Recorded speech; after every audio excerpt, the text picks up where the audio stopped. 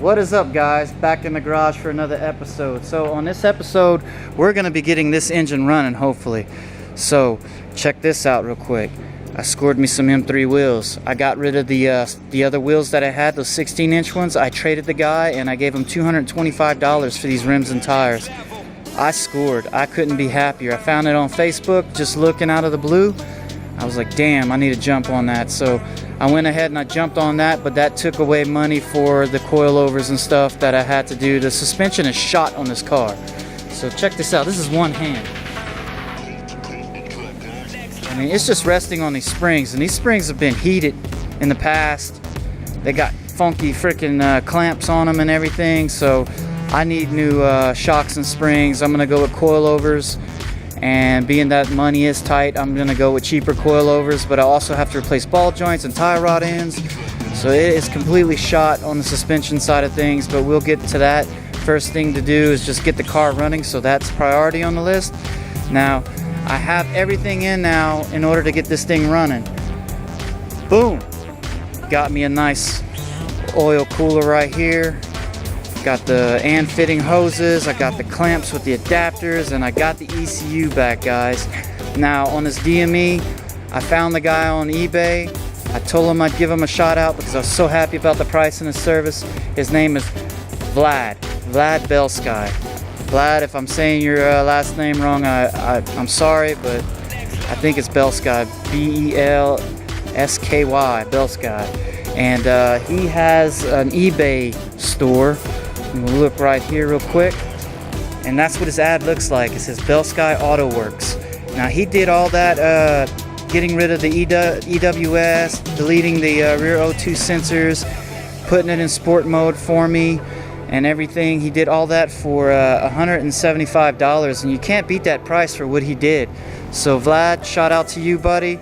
I'll put his info on the screen now, and you guys can check him out on eBay. That's where his store's at. So cool deal. He does other DMEs as well as the one like that, so you could just look him up, look up his store, and he'll probably have a list of everything that needs to be done. He's out of Florida. He was very prompt on flashing it and getting it back to me, and his communication was A+. So Vlad, I'm gonna give you a positive feedback whenever I get this thing in. After today, you'll be getting that positive feedback, buddy. Okay, so we're gonna be getting this thing all together. I got me 5 gallons of fresh fuel over there, and I got the Mobil 1 1550 oil, full synthetic. That's what I run in my M3 engines. My other car likes it a lot, so I'm sticking with what I know is good. So without further ado, let's go ahead and we're gonna get this party started, get that oil cooler in. I'm just gonna put some distilled water in it for now to start it, and that's about it. Also want to show you guys the M3 exhaust system. But this is the exhaust system that I had for my E36, and we're gonna modify and re-weld this M3 exhaust system to fit in this car. Since the bends and all that they're pretty close, we're gonna have to do some modifications, but I talked to Heath, my welder, and he's down with making it work. So that's what we're gonna be putting in it. And this exhaust, after we get it running, I'll have another episode where we're gonna put this in the vehicle and make it all happen. So cool deal. Things are coming together. They're coming together, not as fast as I would like, but fast enough. And you know, it's not like I'm getting paid anything off of YouTube, guys. The channel is growing. I'm thankful. Thank you, guys. You new subscribers, thank you. And you know, anytime you put on a project, you know, you're always like, oh, you know, it's only going to cost me X amount of dollars, Well, every time I do projects, you take that number and you multiply it by 3, and that's what you're gonna end up spending, and that's usually the case every damn time. So I always try to plan ahead and think, oh yeah, I'm gonna save money on this because this is exactly what I need, and that's never the case. You always need more than what you think you need. So without further ado, we're gonna go ahead and we're gonna start on getting that oil cooler in. I don't know exactly where I'm gonna mount it at, somewhere in the front here. So I'm gonna take the bumper cover back off, and I'm gonna put the car up in the air, and we're gonna figure out where we're gonna mount this bad boy. And I'm also very limited on the length of the hoses, so we'll see where's a cool spot to mount it up. And I went with the gold because it'll stick out a little bit behind the grill and everything. So I don't know, gives it that little bit more of a race car look. So all right, without further ado, let's go ahead and let's start this party. All right, just looking at everything, I need to put the fitting right, the adapter in right there. That's where it goes, in this spot right here. And if you look, these are what the adapters look like. Got the O-rings on them. They're dash 10 and fittings, and they actually gave me a holder for the hoses. That's really cool. And here is the holder for these fittings right here. And the way they work is pretty simple. They go in like that, and this bracket holds it down, and then you have a bolt that goes through the center, and then it seals itself. Just screw on, and then screw on to the cooler assembly, the radiator, and that's pretty much it on that. But for right now, I'm gonna go ahead and I'm gonna put this ECU back in real quick.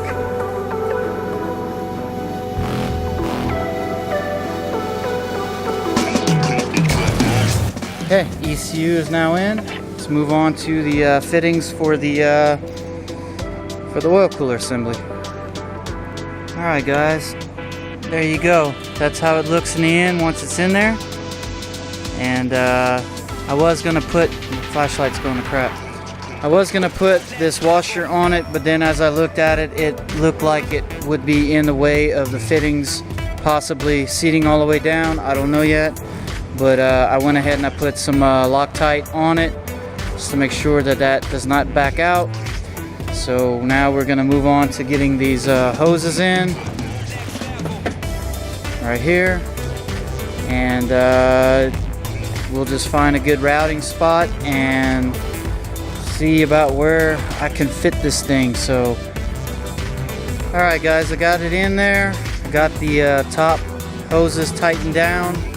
I got them routed through the side, and I have them just loosely tightened down on the top of the actual oil cooler radiator. Now I'm trying to figure out where's a good spot to hang this thing. They did provide me with some little brackets right here, and the brackets, they actually slide over like so, like that. It gives you some opening tabs right there, some holes that you can make your own mounts. Now I have these studs right here on each side, so it's all going to be about me coming up with some brackets, I guess, to mount them up where it needs to be. I'm probably gonna have to hit up my buddy Heath, because he welds a lot. I'm pretty sure he has like material that I can use to make that happen. I'm gonna have to get with him, and he's gonna have to help me make something on that, but that's not going to stop me from cranking the vehicle. I could just go ahead and tighten those down enough to where we don't have any oil leaks from the oil cooler, and I'll still be able to crank up the vehicle with it just suspended like it is for now.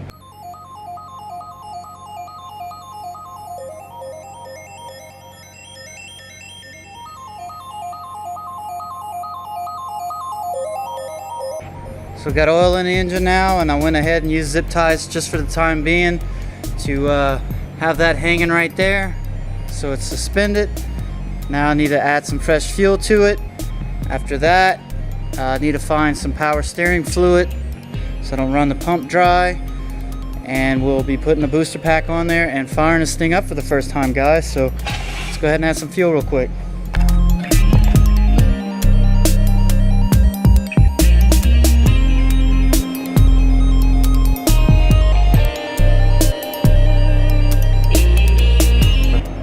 Okay guys, everything's done as far as I know. I got the power steering fluid in there, I got the oil in there, I got coolant in there. Bled as best as I could do it for now without starting it. We got fresh fuel in there, about 4 gallons worth. I got the jumper cable connected. So this is the time of truth. I went ahead and I put a fan right there because I don't have the radiator fan. But right now the goal is just to see if this thing does crank and run. I'm not gonna lie, I'm pretty nervous. So let's go ahead and power this thing on. 12.5 volts. Whew. I'm nervous, guys, I'm nervous. Let's see how this is gonna work out. Key is in. Got it on. It is in neutral. And no start.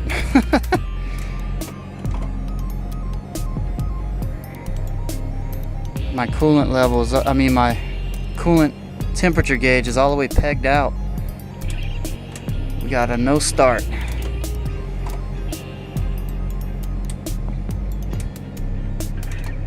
All right, well, let me see what I can figure out on this, and we'll see what happens. Oh, maybe I gotta put that EWS module in. I didn't put that in there yet, so let me go ahead and put the EWS in, and we'll try this again. Alright guys, it's another day, and as you saw in the last clip that it didn't want to turn over. The fuel pump didn't even want to prime. So I went all over the vehicle, spent time checking electrical. All the fuses checked out. Well, I found a couple blown fuses. I fixed some of the little problems, but still the fuel pump wasn't engaging and the car wasn't cranking over at all. I lifted the car in the air. I tried to check the signal to the starter. It wasn't even getting signal to the starter, so I messaged Vlad. I told him that I had a random EWS in there. The way he has it coded, you still have to have the EWS matching the key. If not, you have to short the pin. So this is the last EWS I had out of the bunch. I'm gonna swap it and see if that will crank it over. If it doesn't crank it over, then I have to short these 2 pins right here, these 2 big spade pins. Those have to be shorted, and then it should come on. So that's where I'm at right now on the project. I'm gonna see if I can swap out that EWS real quick, and then we'll see if it starts. If it don't, then I'm gonna short the pin, and we'll see if we can get it cranked right now. But the battery that was in there, I got it charging. It looks like it's starting to hold a charge. We're at 52% right now, so that's good. Hopefully I can save that battery, because I'm kind of tapped out on money as it is. Paid all my bills, and I gotta make sure I have money to make it till next payday. So that's kind of where I'm at on it. So let's go ahead and we're gonna swap that out real quick, and then we're gonna go ahead and try to get this thing running. All right, I got it in there, got it shorted, got the booster pack on in the back. Let's see if we can hear it prime. Can't really hear the pump at all. I don't know if this is gonna work or not. Give it a try. Nothing.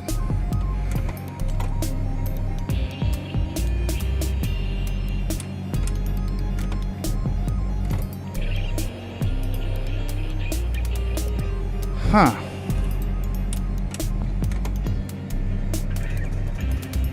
I don't know, guys. I don't know what the hell's going on.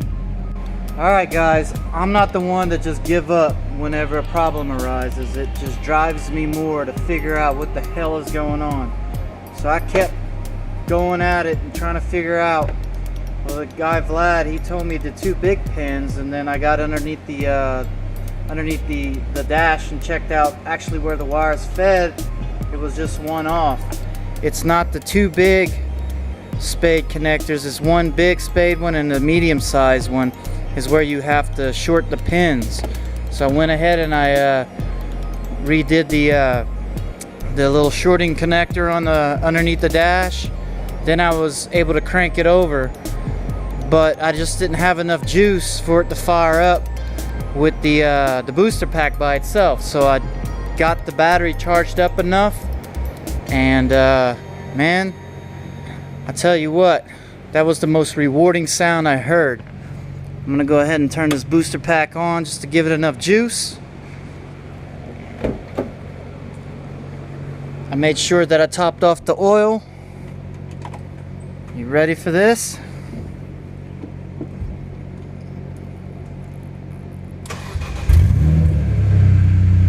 Oh yeah, baby.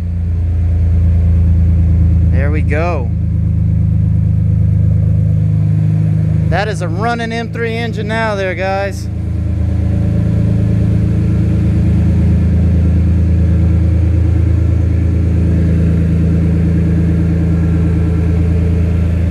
That's just a straight header pipe.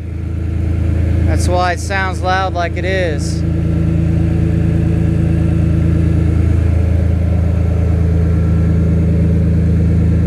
There you guys have it.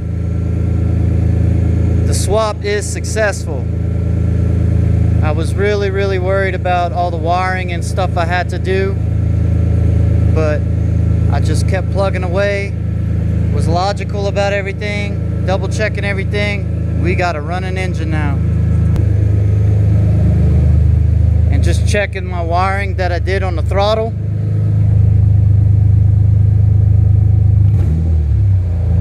Oh yeah, it works. Now I have to figure out something. This right here, I have to finish the connection on the surge tank, and then I don't have a windshield wiper reservoir anymore. Not a big deal, but it's a great starting point. We got the thing running. I'm very happy.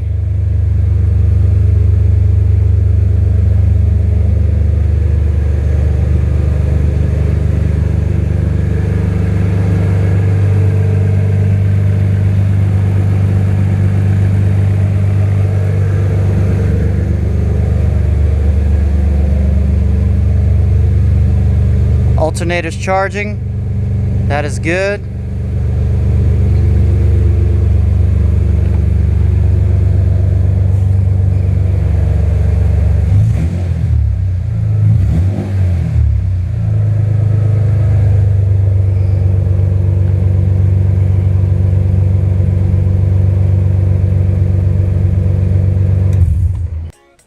There you go, guys. We got a running M3 S54 swap.